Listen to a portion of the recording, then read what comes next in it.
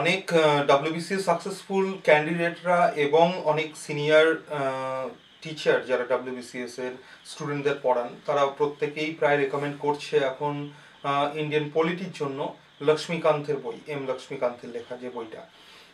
Mainly UPSC স্টুডেন্টদেরকে কেন্দ্র করে এটা লেখা হয়েছিল, কিন্তু সিলেবাস প্যাটার্নে ডাব্লিউবিসিএসতে বেশ কিছু চেঞ্জ এসেছে। বিশেষ করে 2014 সাল থেকে তো ভালো রকম চেঞ্জ দেখতে পাওয়া যাচ্ছে, সেই কারণে এই বইটা আরও ইউজফুল হয়ে পড়েছে। এখানে প্রসঙ্গক্রমে বলে রাখি যে এই বইটার কোনো রকম ধরনের অ্যাফিলিয়েট মার্কেটিং করার জন্য এই ভিডিওটা তৈরি করা হচ্ছে না।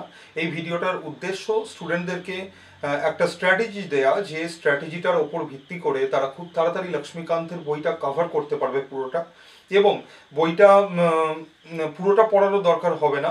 বেশ কিছু অংশ বাদ দিয়ে, মানে ম্যাক্সিমামটাই বাদ দিয়ে খুব অল্প অল্প অংশ পড়ে কীরকমভাবে এই বইটা থেকে পুরো ইন্ডিয়ান পলিটি বা কনস্টিটিউশনের পোর্শনটা কভার করা যাবে, ডাব্লিউবিসিএস এর প্রিলিমসের জন্য শুধুমাত্র নয়, ডাব্লিউবিসিএস মেনের জন্যও। এই কারণে এই ভিডিও তৈরি করা হচ্ছে, যে ভিডিওটাতে আমি আলোচনা করব লক্ষ্মীকান্তের বইটাকে নিয়ে, তার ইউটিলিটি এবং সেইটাকে কীরকমভাবে পড়তে হবে এটা নিয়ে।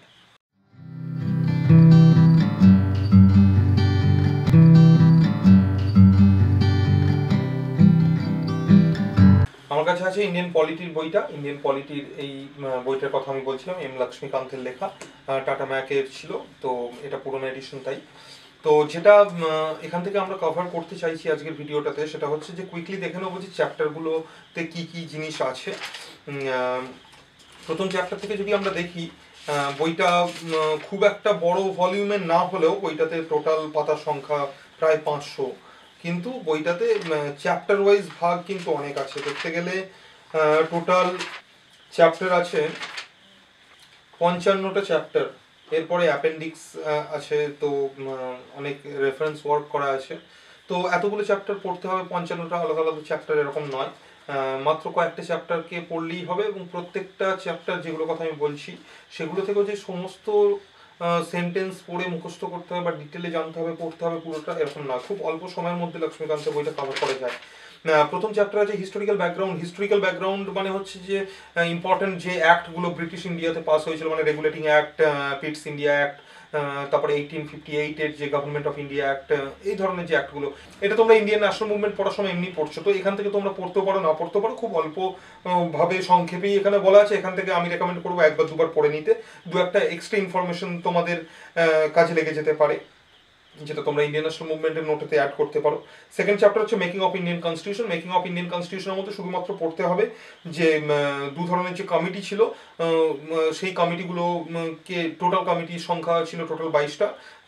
তো এই এই 22টা কমিটির প্রত্যেকটা কমিটির চেয়ারম্যান কে ছিল, প্রত্যেকটা না হলে অ্যাটলিস্ট ইম্পর্টেন্ট কমিটিগুলো চেয়ারম্যান কে ছিল, স্টিয়ারিং কমিটি, ড্রাফটিং কমিটি, এই ধরনের জিনিসগুলো জানতে হচ্ছে এখান থেকে।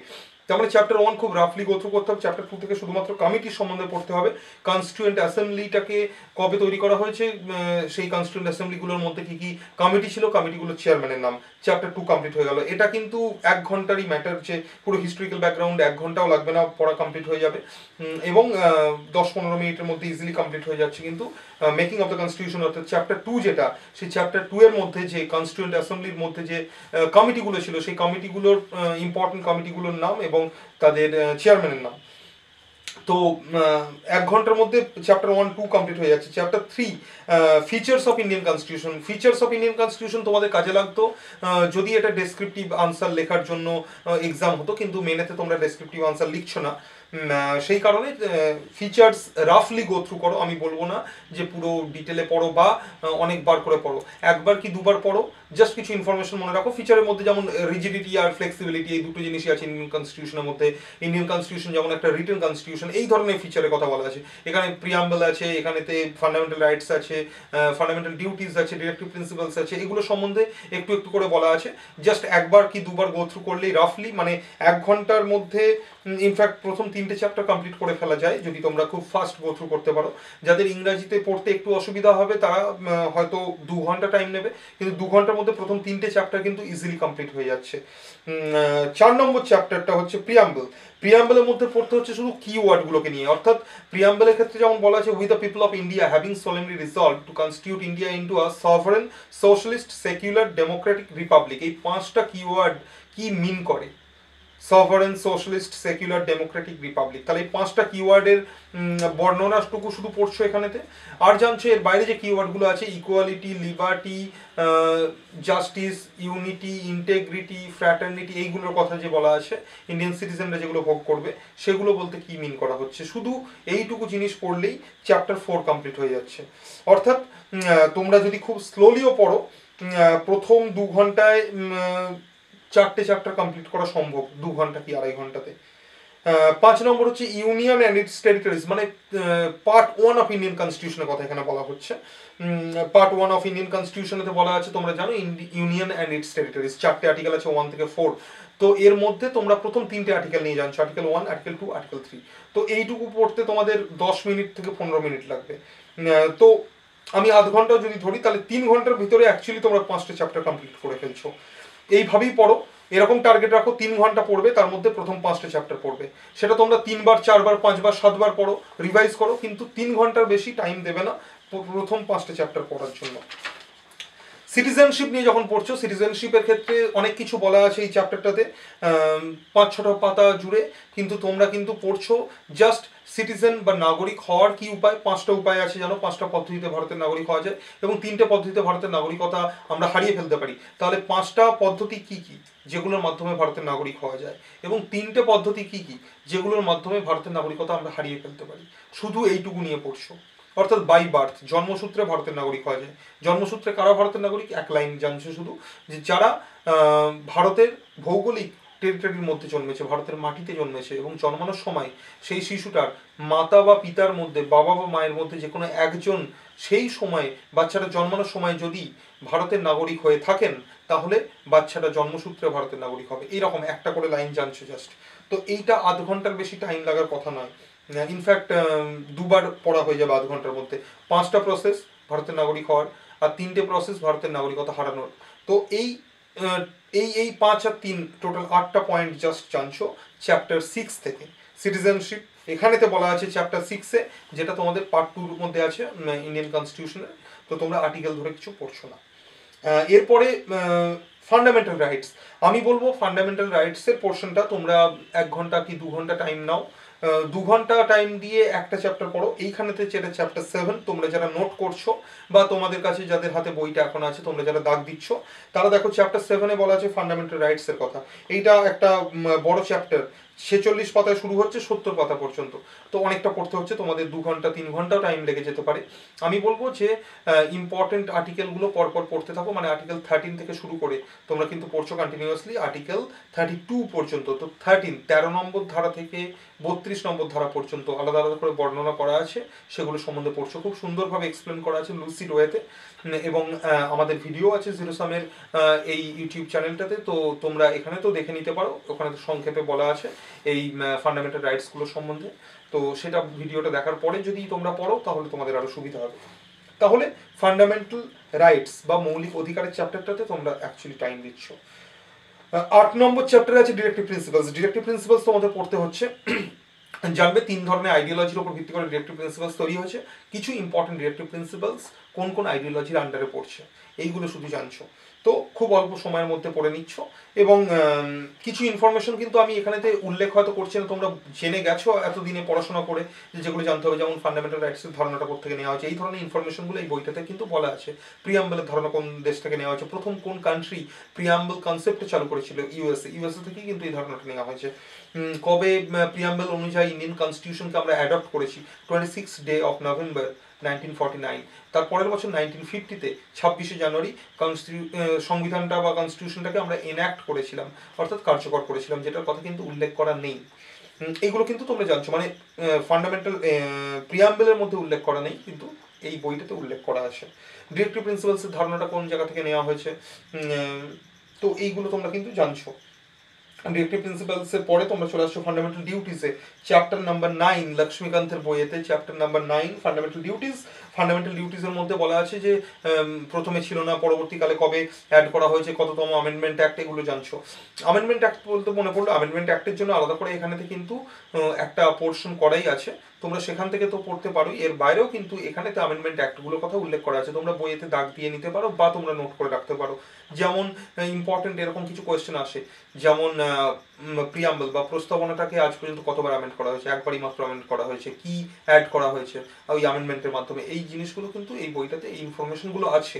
তোমরা কিন্তু এই ইনফরমেশনগুলো অবশ্যই তোমরা নোট করো, ভালো করে মাথায় রেখো, ইগনোর করো না। ফান্ডামেন্টাল ডিউটিসের মধ্যে তোমরা কিন্তু পড়ছো যে ভার্মা কমিটির অবজারভেশন কি ছিল, ভার্মা কমিটি রিপোর্ট, এটা ইম্পর্টেন্ট। এর বাইরে তোমরা জানছো যে সরণ সিং কমিটি কি বলেছিল, সরণ সিং কমিটির রেকমেন্ডেশন কি ছিল। ফান্ডামেন্টাল ডিউটিসের মধ্যে যে পরবর্তীকালে একটা ডিউটি অ্যাড করা হয়েছে কততম অ্যামেন্ডমেন্ট অ্যাক্টের মাধ্যমে, কোন দেশ থেকে এই কনসেপ্টটা নেওয়া হয়েছে, কোন চ্যাপ্টারে আছে, কোন আর্টিকেলগুলো কভারেজ আছে, এই সমস্ত জিনিসগুলো ইনফরমেশন এগুলো জানছো তোমরা। 11টা ফান্ডামেন্টাল ডিউটিস পড়ে নেবে, এটা খুব সোজা মনে রাখার জন্য, 2-3 বার পড়লেই মনে রাখতে পারবে। যাতে করে এটা মুখস্থ রাখতে হবে এরকম নয়, মনে রাখতে হবে এই কারণে, বা অ্যাটলিস্ট দেখলে যাতে বুঝতে পারো 4টে অপশনের মধ্যে কোনটা ফান্ডামেন্টাল ডিউটি নয় বা কোনগুলো ফান্ডামেন্টাল ডিউটি। এরকম কোয়েশ্চেন আসতেই পারে নিচের কোনটা ফান্ডামেন্টাল ডিউটি নয়। এরপরে amendment of the constitution chapter 10 বাদ দিয়ে দাও, দরকার হবে না। চ্যাপ্টার 11 পার্লামেন্টারি সিস্টেম দরকার হবে না। চ্যাপ্টার 12 ফেডারেল সিস্টেম দরকার হবে না। Chapter 13 centre state relation. Centre state রিলেশনটা কিছুটা পড়তে পারো, কনসেপচুয়াল, খুব বেশি ইনফরমেশন মনে রাখার দরকার নেই, কনসেপ্টটা তৈরি করার জন্য পড়ে নাও, হালকা করে পড়তে পারো, আধ ঘন্টাও টাইম লাগবে না, তোমরা ইজিলি সেন্টার স্টেট রিলেশন করে নেবে। ইন্টার স্টেট রিলেশন একটা আন্তঃরাজ্য সম্পর্ক, একটা রাজ্যের সাথে একটা রাজ্যের সম্পর্ক, ওয়াটার ডিসপিউট নিয়ে অনেক কিছু আছে, ইন্টার স্টেট ওয়াটার ট্রাইব্যুনাল তৈরি হয়েছে, তো এগুলো সম্বন্ধে তোমাদের জানতে হবে। তাহলে চ্যাপ্টার 13 আর চ্যাপ্টার 14 লক্ষ্মীকান্তের বইতে সেন্টার স্টেট রিলেশন, কেন্দ্র রাজ্য সম্পর্ক, অ্যান্ড আন্তঃরাজ্য সম্পর্ক, ইন্টার স্টেট রিলেশন, এই দুটো চ্যাপ্টার 13 অ্যান্ড চ্যাপ্টার 14 তোমরা কিন্তু পড়ছো ডিটেলে নয়, কনসেপ্ট তৈরি করার জন্য, মানে ব্যাপারটা বোঝার জন্য। ইনফরমেশন মনে রাখার দরকার নেই, আর্টিকেল মনে রাখার দরকার নেই, কিচ্ছু দরকার নেই। তোমরা বেসিক্যালি আর্টিকেল মনে রাখছো এখনো পর্যন্ত, আমরা উল্লেখ করেছি ফান্ডামেন্টাল ডিউটিস পর্যন্ত, এরপরে আর্টিকেল এক্ষুনি দরকার নেই। এমার্জেন্সি প্রভিশন আছে চ্যাপ্টার 15-এ, এটা ইম্পর্টেন্ট। 3 ধরনের এমার্জেন্সি হয়, ন্যাশনাল এমার্জেন্সি, স্টেট এমার্জেন্সি আর ফাইন্যান্সিয়াল এমার্জেন্সি। এগুলো কখন কীরকমভাবে জারি করা যায়, কোন আর্টিকেলের আন্ডারের কভারেজ আছে, এগুলো জানো।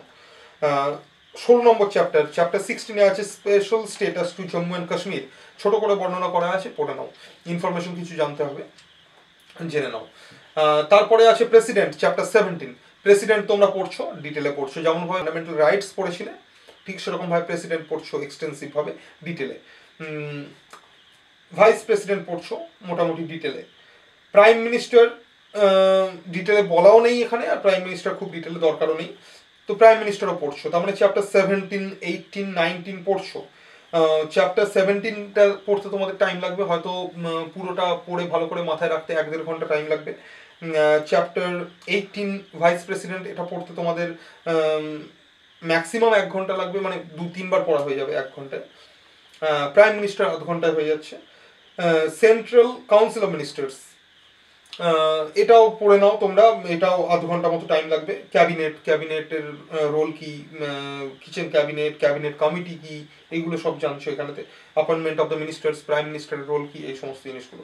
তারপর আছে পার্লিয়ামেন্ট। পার্লিয়ামেন্টের মধ্যে বলা, পার্লিয়ামেন্ট তৈরি হয় অ্যাকচুয়ালি 3টে জিনিস নিয়ে, লোকসভা, রাজ্যসভা, দ্য প্রেসিডেন্ট। তো প্রেসিডেন্ট অলরেডি তোমরা পড়ে ফেলেছো, তার মানে এই পার্লিয়ামেন্টের মধ্যে আছে লোকসভা এবং রাজ্যসভা। লোকসভা এবং রাজ্যসভা সম্বন্ধে পড়ো ভালো করে। এখানে লোকসভা রাজ্যসভার মধ্যে ডিউরেশন জানতে হয়, লোকসভা রাজ্যসভার মধ্যে কোনটাকে ডিসলভ করা যায়, কোনটাকে যায় না, তাদের মেম্বারদের কীরকমভাবে নিয়োগ করা হয়, সবাই নমিনেটেড, কতজন নমিনেটেড মেম্বার আছে, কার দ্বারা নমিনেটেড, কতজন অ্যাপয়েন্টেড মেম্বার আছেন, এই সমস্ত ব্যাপারগুলো, মানে ইলেক্টেড মেম্বার, এই সমস্ত জিনিসগুলো জানতে হচ্ছে। সেশনগুলো কীরকমভাবে কন্ডাক্টেড হয়, এই সেশনগুলোর প্রিসাইডিং অফিসারকে কী বলা হয়, যেমন ভাইস প্রেসিডেন্ট বাই ডিফল্ট কিন্তু আমাদের যে ভারতের উপরাষ্ট্রপতি, তিনি বাই ডিফল্ট কিন্তু হয়ে যান এই রাজ্যসভার কিন্তু চেয়ারম্যান। আর স্পিকারের সম্বন্ধে জানছো, যেটাকে যিনি হচ্ছেন প্রিসাইডিং অফিসার অফ লোকসভা। তো এইগুলো ডিটেলে জানার দরকার হয়। তারপরে তোমরা পার্লামেন্ট পড়ছো, এটা পার্লামেন্ট পড়তে তোমাদের টাইম লাগবে 1-1.5 ঘন্টা লাগবে, আমি ম্যাক্সিমাম 2 ঘন্টা ধরতে পারি। অ্যান্ড সুপ্রিম কোর্ট তোমরা পড়ছো অবশ্যই ডিটেলে, সুপ্রিম কোর্টও 1 ঘন্টা ম্যাক্সিমাম। তো এখনো পর্যন্ত আমরা যতটা দেখলাম, যদি আমরা কনস্টিটিউশনের চ্যাপ্টার ওয়াইজ দেখি, মানে পার্ট ওয়াইজ দেখি, তার মানে পার্ট 5-এতে আছে কিন্তু তোমার ইউনিয়ন গভর্নমেন্ট। যখন সুপ্রিম কোর্ট শেষ হয়ে যাচ্ছে, ইউনিয়ন গভর্নমেন্ট শেষ হচ্ছে, তো তোমরা কিন্তু পার্ট 5 পর্যন্ত এখনো পর্যন্ত পড়েছো। তোমরা যদি জানো তাহলে এটা মনে করতে পারছো যে 22টা পার্ট আছে ইন্ডিয়ান কনস্টিটিউশনে, তার মধ্যে পার্ট 5 পর্যন্ত এখনো পর্যন্ত কভার হয়েছে। পার্ট 6-এতে আমরা জানি যে স্টেট গভর্নমেন্টের কথা বলা আছে। স্টেট গভর্নমেন্টের মেকানিজমের মধ্যে একই প্যারালাল যেহেতু আমরা ব্যবস্থা দেখতে পাই ইন্ডিয়াতে সেন্ট্রাল গভর্নমেন্টের সাথে, তাই তোমরা গভর্নর পাচ্ছ প্রেসিডেন্টের parallel, almost same power and position, শুধুমাত্র আর্টিকেলগুলো একটু ডিফারেন্ট। তো 2-4টি ইম্পর্টেন্ট আর্টিকেল তোমরা জানছো, এর বাইরে অলমোস্ট এক হওয়ার জন্যই খুব তাড়াতাড়ি তোমরা কভার করতে পারছো। অলমোস্ট আধ ঘন্টাতেই কভার হয়ে যাবে গভর্নর, চিফ মিনিস্টার আধ ঘন্টা, স্টেট কাউন্সিল অফ মিনিস্টার্স আধ ঘন্টা। স্টেট লেজিসলেচার মানে হচ্ছে যে বিধানসভা অ্যান্ড বিধান পরিষদ, ওটা সম্বন্ধে জানছো, যেমন পার্লামেন্ট সেন্ট্রাল গভর্নমেন্টের ক্ষেত্রে একই, এবং হাইকোর্ট সুপ্রিম কোর্টের যে প্যারালাল আমরা স্টেটে দেখতে পাচ্ছি। তো একই ধরনের ওয়েটেজ দিলে মোটামুটি চ্যাপ্টার 27 পর্যন্ত লক্ষ্মীকান্তের বইয়েতে চ্যাপ্টার 27-এ বলা আছে হাইকোর্ট কমপ্লিট হয়ে যাচ্ছে। এর বাইরে তোমরা সোজা চলে আসছো কিন্তু পার্ট 6 কমপ্লিট করার পরে পার্ট 9-এ চলে আসছো। পার্ট 9 এতে অর্থাৎ panchayati raj and municipal government. Panchayati raj municipal government লক্ষ্মীকান্তের বইতে 28 অ্যান্ড 29 নাম্বার চ্যাপ্টারেতে আছে। 1 ঘন্টা করে টাইম দিলে তোমরা পঞ্চায়েত মিউনিসিপ্যালিটি কমপ্লিট করে ফেলবে। এরপরে তোমাদেরকে পড়তে হচ্ছে চ্যাপ্টার 32 ইলেকশন কমিশন। যারা নোট করছো তারা নোট করো, চ্যাপ্টার 32 এখানেতে বইটাতে চ্যাপ্টার 32 ইলেকশন কমিশন, যেটা কনস্টিটিউশনাল বডিজের আন্ডারে আছে। ইলেকশন কমিশন পড়ছো, ইউপিএসসি পড়ছো মানে union public service commission, state public service commission মানে পিএসসি তোমাদের যেটা। এর বাইরে অনেক কিছু আছে, ইম্পর্টেন্ট খুব একটা নয়, চাইলে একবার করে পড়ে রাখতে পারো। ইলেকশন কমিশন ভালো করে পড়ছো, ইউপিএসসি খুব ডিটেলে পড়ার দরকার নেই, আর স্টেট পাবলিক সার্ভিস কমিশনও খুব ডিটেলে পড়ার দরকার নেই। এর বাইরে আছে ইম্পর্টেন্টের মধ্যে যদি এখানে দেখো বইটাতে আমি উল্লেখ করতে পারি comptroller and auditor general, CAG, এটা খুব ইম্পর্টেন্ট, এটা ভালো করে পড়বে। এখানে চ্যাপ্টার নাম্বার 37-এতে আছে। অ্যাটর্নি জেনারেল ইম্পর্টেন্ট, সলিসিটর জেনারেলও ইম্পর্টেন্ট, কিন্তু just article and power and function জানবে, এর বাইরে আর কিছু না। অ্যাডভোকেট জেনারেলও তাই। তো এর বাইরে এই বইটা থেকে সাচ কিছু পড়ার নেই। একদম শেষের দিকে তোমরা পাবে এখানে চ্যাপ্টার 50-তে আছে অ্যান্টি ডিফেকশন ল, দলত্যাগ বিরোধী আইন। তো অ্যান্টি ডিফেকশন লটা খুব সংক্ষেপে পড়ে নেবে, খুব অল্পই বলা আছে, 3 পাতার মধ্যে বলা আছে। তো তোমরা এর মধ্যে থেকে ডিটেলে না পড়ে কনসেপ্টটা বোঝার জন্য পড়ে নেবে যে কবে অ্যাক্ট পাস হয়েছিল বা কি, এই ধরনের ব্যাপারগুলো। এর বাইরে তোমরা আর একটা পড়তে পারো, সেটা হচ্ছে পলিটিক্যাল পার্টি। পলিটিক্যাল পার্টির ব্যাপারে ডিটেলে জানার দরকার নেই, মোটামুটি রাফলি জাস্ট আইডিয়া করার জন্য পড়ে নেবে। তাহলে ডিটেলে যেগুলো পড়ছো না, শেষের দিক থেকে আমি রিপিট করছি, পলিটিক্যাল পার্টি, অ্যান্টি ডিফেকশন ল,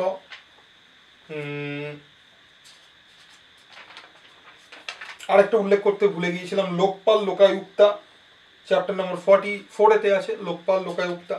এই 3টে পড়তে তোমাদের 1 ঘন্টা টাইম লাগবে যদি ভালো করে পড়ো। Political party, anti defection law, Lokpal Lokayukta, attorney general, solicitor general, advocate general, 3টে একসাথে পড়ে নিচ্ছ। এর বাইরে তোমরা পড়ছো ইউপিএসসি আর স্টেট পাবলিক সার্ভিস কমিশন, এগুলো ডিটেলে পড়ছো না। এর বাইরে তোমরা কনস্টিটিউশনাল বডির মধ্যে ডিটেলে পড়ছো যেটা, সেটা হচ্ছে controller and auditor general, CAG, এটা পড়ছো ডিটেলে। ইলেকশন কমিশন, এটাও পড়ছো ডিটেলে। এর বাইরে যদি পিছন দিক থেকে আমরা রিপিট করি, মিউনিসিপ্যাল গভর্নমেন্ট পড়ছো, পঞ্চায়েতি রাজ পড়ছো, হাইকোর্ট পড়ছো, মানে স্টেটের পুরো মেকানিজম পড়ছো, হাইকোর্ট পড়ছো, স্টেটের যে লেজিসলেচার সিস্টেম অর্থাৎ বিধানসভা অ্যান্ড বিধান পরিষদ, কাউন্সিল অফ মিনিস্টার্স স্টেটের, chief minister, governor, state complete হয়ে গেল। সেন্ট্রালের ক্ষেত্রেও তাই পড়ছো, সুপ্রিম কোর্ট, জুডিশিয়ারির মধ্যে পড়ছে, লেজিসলেচারের মধ্যে পড়ছে পার্লামেন্ট। এর বাইরে তোমরা পড়ছো অবশ্যই president and vice president, prime minister, council of ministers থাকছে, এটা পার্লামেন্টের অংশ হিসাবেও তোমরা পড়ে নিতে পারো। এর বাইরে তোমরা যদি ব্যাকের দিক থেকে দেখো তাহলে হচ্ছে যে special status to Jammu and Kashmir, এটা পড়ছো, খুব ডিটেলে পড়ার দরকার নেই, হালকা পড়ছো। এমার্জেন্সি প্রভিশনস ডিটেলে মোটামুটি পড়ছো। ইন্টারস্টেট রিলেশন, সেন্টারস্টেট রিলেশন ডিটেলে দরকার নেই পড়ার। এরপরে তোমরা চলে আসছো ফান্ডামেন্টাল ডিউটিস, মোটামুটি ডিটেলে পড়ছো। ডিরেক্টিভ প্রিন্সিপালস কনসেপ্টটা বোঝার জন্য পড়ছো, খুব ডিটেলে পড়ছো না। ফান্ডামেন্টাল রাইটস ভালোভাবে পড়ছো। সিটিজেনশিপ শুধুমাত্র পড়ছো নাগরিক হওয়ার উপায়, নাগরিকতা হারানোর উপায়। ইউনিয়ন অ্যান্ড ইটস টেরিটরিজের মধ্যে পড়ছো প্রথম 3টে article 1 to 3। Preamble of the কনস্টিটিউশনের মধ্যে পড়ছো কি কনসেপ্টগুলো, যেগুলো বোল্ডে লেখা আছে, যেগুলো ক্যাপস লক করে মানে ক্যাপিটাল লেটারে লেখা আছে সেগুলো, sovereignty, socialist, secular, Democratic Republic, এই জিনিসগুলো। স্যালেন্ট ফিচার্স অফ দ্য কনস্টিটিউশন ডিটেলে পড়ছো না, মেকিং অফ দ্য কনস্টিটিউশন ডিটেলে পড়ছো না, শুধুমাত্র কমিটিগুলো জানছো, ইম্পর্টেন্ট কমিটি, এবং হিস্টোরিক্যাল ব্যাকগ্রাউন্ডও ডিটেলে পড়ছো না, ব্রিটিশ ইন্ডিয়াতে যে ইম্পর্টেন্ট অ্যাক্টগুলো বা আইনগুলো পাস হয়েছিল এগুলো ডিটেলে পড়ছো না। এই বইটার আরেকটা স্পেশালিটি হচ্ছে এই বইটার শেষের দিকে তোমরা পাবে ইম্পর্টেন্ট আর্টিকেলগুলো, সবকটা আর্টিকেলই বোধহয় বলা আছে, তার মধ্যে ইম্পর্টেন্ট চাইলে তোমরা নোট করে নিতে পারো, যেগুলো তোমাদের মনে রাখতে হবে মোটামুটি। তোমরা আমি সেইগুলো রিপিট করছি না, যেগুলো তোমরা পুরো চ্যাপ্টারটাই পড়ছো ডিটেলে, যেমন ফান্ডামেন্টাল রাইটস 13 থেকে আমি বলে দিচ্ছি 32 পর্যন্ত মনে রাখতে হচ্ছে। ডিরেক্টিভ প্রিন্সিপালসের মধ্যে তোমরা নোট করতে পারো article 37 important, 37, 39A, 40, 41, 44, 50, 51। Fundamental duties একটাই আর্টিকেল যেন 51A। প্রেসিডেন্টের ক্ষেত্রে 52, 54, 61, 63, 64, 65, 66 ইম্পর্টেন্ট।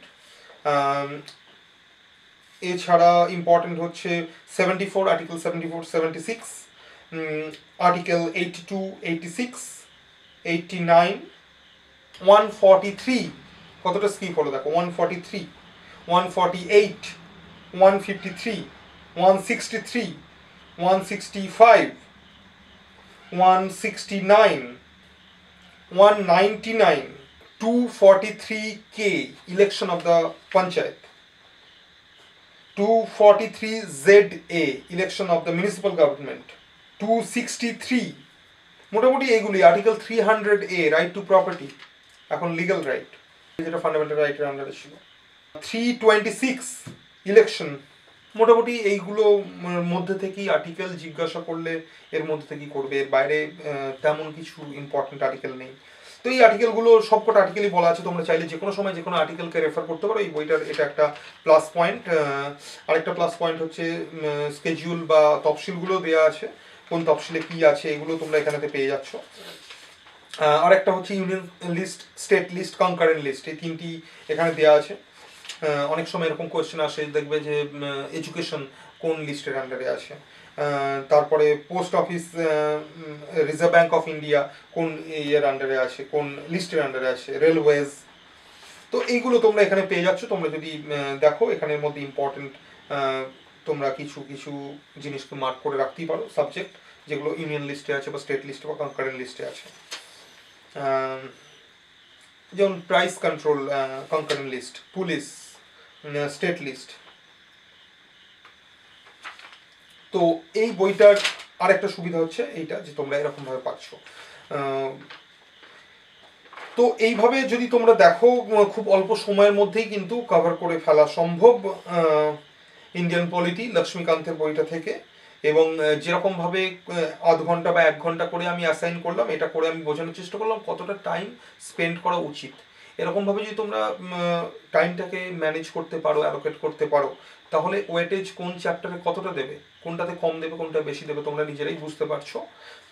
এবং সেই অনুযায়ী যদি তোমরা করো খুব অল্প সময়ের মধ্যে এই বইটা কভার করে ফেলছো। এবং আমার মনে হয় পলিটির কোয়েশ্চেন মেনের জন্য যারা মেন দিচ্ছ এবারে বা যারা নেক্সট ইয়ারে প্রিলিমস দেবে, উভয় ক্ষেত্রেই মানে প্রিলিমস এবং মেন উভয় ক্ষেত্রেই প্রচণ্ড হেল্পফুল হবে বইটা। কারণ মেনের এবং প্রিলিমসের কোয়েশ্চেন মোটামুটি যা আসে এই বইয়ের ভিতরে যা যা আমি বললাম এগুলো থেকে পড়েই কিন্তু উত্তর দেওয়া যায়, এর বাইরে পুরো বইটা পড়ার দরকার হবে না।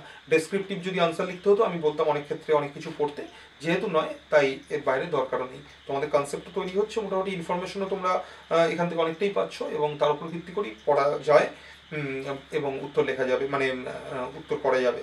এর বাইরে আলাদা করে বই সেরকমভাবে কিছু ফলো করতে হবে না। এই বইটা মোটামুটি একটা সাফিসিয়েন্ট বুক বলতে পারি। Thank you.